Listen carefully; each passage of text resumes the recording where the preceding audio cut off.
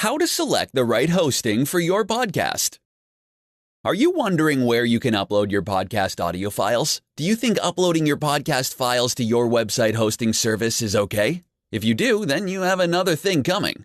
In this presentation, I'm going to show you why you need a dedicated podcast hosting service and how to select the right hosting service for your podcast.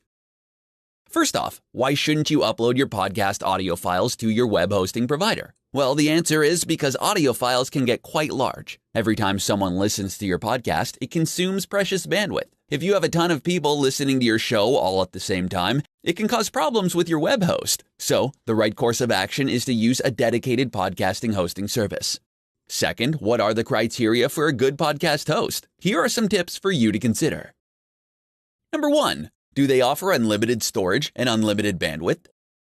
Ideally, you want your host to have unlimited storage and bandwidth. You don't know how popular your podcast is going to get, so it's best to be prepared for the onslaught of traffic. Over time, you'll also probably publish a ton of episodes, with each audio file being several megabytes in size, so it's great to have unlimited storage space on hand. Number 2, do they have optimized and distribution-ready RSS feeds?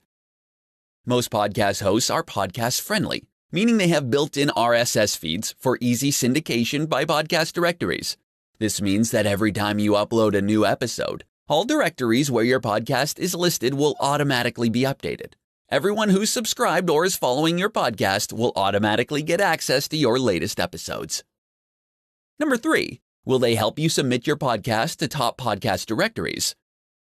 A good podcast host will make it easy for you to submit your shows to the top podcast directories. People frequently go on platforms like iTunes, Spotify, SoundCloud, etc. to look for new podcasts to listen to. Number 4, your own podcast site. You may have your own blog, but having your own podcast site is awesome as it helps build your authority.